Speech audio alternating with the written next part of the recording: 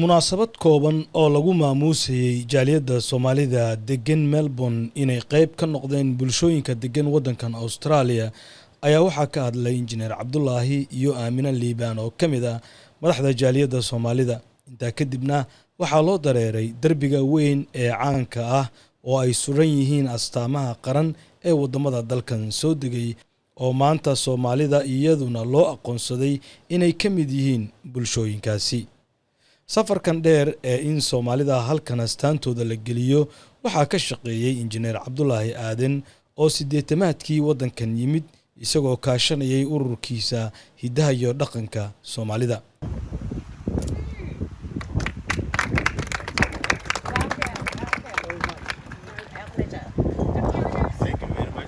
waa kan injineer Cabdullaahi oo ka waramaya sida uu arko fikirkiisii guuleystay arintan muddo ilaa 3 iyo 4 sano laga joogo ayaan waxaan soo wadnay in darbigan aan ka qayb galno because aan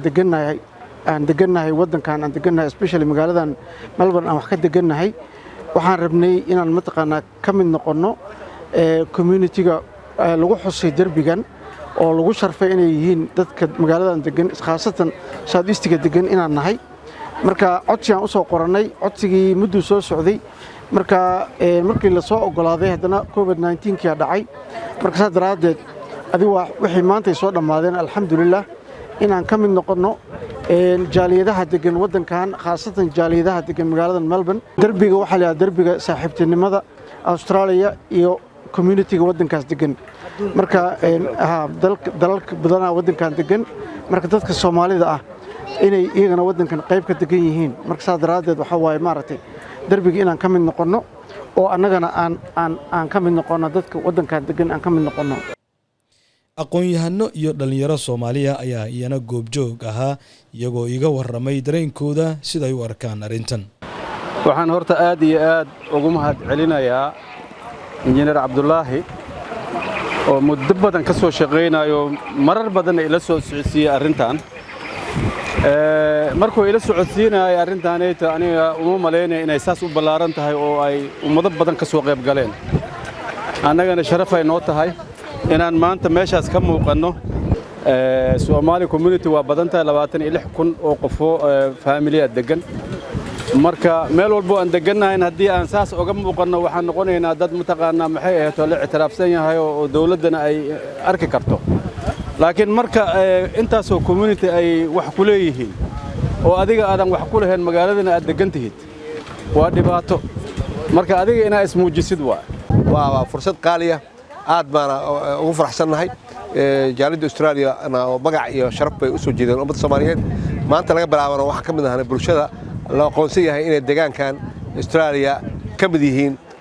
xuquuq iyo wanaag ay ku leeyihiin taasna waxaan ugu mahad celinayaa injineer Cabdullaahi Aadan oo maartay hawsha ka soo shaqeeyay maanta waxaan iskugu nimid barnaamij lagu daahfurayo calanka Soomaaliya oo ay qaban qaabisay City of KSA barnaamijkan waxa ka dambeeyay ururka Somali Cultural Association oo Cabdullaahi Aadan uu ahaa gudoomiye runtii waxa lagu farxo barnaamij fiican waa calanka Soomaaliya yani aqoonsi fiican oo darbiga lagu dhajiyay muddo hadda qarni ka badan oo dhaganaan doono waana talaawad u fiican runtii waana soo dhaweynayna aad baadan ugu faraxsanahay walaal maanta waa farxad aan la soo koobi karin oo ummadda Victoria Kiliman ummadda Australia ku nool oo dhan u soo hooyatay ee qaasatan ummadda Soomaaliyeed u soo hooyatay weeye waana wax muddadii ay Soomaalida ay halkaan imaatay ay ku dadaalaysa in ay hesho xorriyadooda iyo dhaqankooda inkastoo ay soo jireen laakiin maanta waxaan muujinay inaan ka mid noqonay dadka walaalaheena ah ee na soo dhaweeyay waxaana tusnay wada dhaqan marka tan waxayna tusaysaa isdhaxgalka walaalnimo ee adduunka waa mahadsan tahay inaad maanta nagala soo qayb gashid oo aad xafladan qiimaha badan aad maaragtay maxay ahayd nala farxadan aan isla wadaagno sida aad la socotid darbigan waxa uu ka mid yahay waa achievementiga Soomaalida halkan degan Melbourne degan markii ugu horeysay acknowledgement lagu sameeyo inay maaragtay maxay ka mid yihiin bulshadan balaaran degan Australia marka ma aha wax yar waa wax lagu faani karo hadiyadna u ah jiilka naga dambeeyo. waxaan ku faraxsanahay maanta inaan ka soo qayb galay barnaamijkan oo lagu weyneynayo dhaqanka Soomaaliyeed aadaan ugu faraxsanahay waxaan halkan uga hambalyeynayaa injineer Cabdullaahi Aadan oo barnaamijka soo agaasimay sidoo kale waxaan ku faraxsanahay inaan magaceeni Soomaaliyeed iyo calankii aan maanta aan ku aragno derbigan ayadoo waliba maanta ay tahay bishii xurnimada Soomaaliya halgankii Soomaaliya loo soo galay astaanta halkan la suray ayaa waxay raad raac u noqonaysaa jiilka kale ee Soomaaliyeed halkan ku dhalan doona tobanaanka sano ee soo socda sida uu sharxayo aqoon-yahan Saalax. marka hore waxaan rabaa inaan u mahad celiyo raggii soo qaban qaabiyo ugu horeeyo injineer Cabdullaahi Aadan oo arrintan ka soo shaqeeyay wax badan iyo Somali Culture Association in aan ka mid noqono astaan calankeeni ah derbigan lagu dhajiyo aan ka mid noqono jaaliyadaha degan Victoria ama City of Casey waa arrin taariikhi ah waa arrin noqon doonto generationka imaan doono hatta anagu haddaan tagno yani ay noqon doonto wiligood meesha ka muuqato inaan wadankan ka mid nahay inaan degnay marka waa arrin aad iyo aad taariikhi u ah laguna farxo derbigan iga dambeeya ayaa waxaa lagu dhajiyay calaamad astaan u ah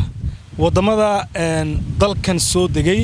oo maanta Soomaaliduna ay ka mid noqotay in la aqoonsaday inay xaafadahan ay aad ugu badan yihiin isla markaana ay ka mid yihiin jaaliyadaha degan wadankan.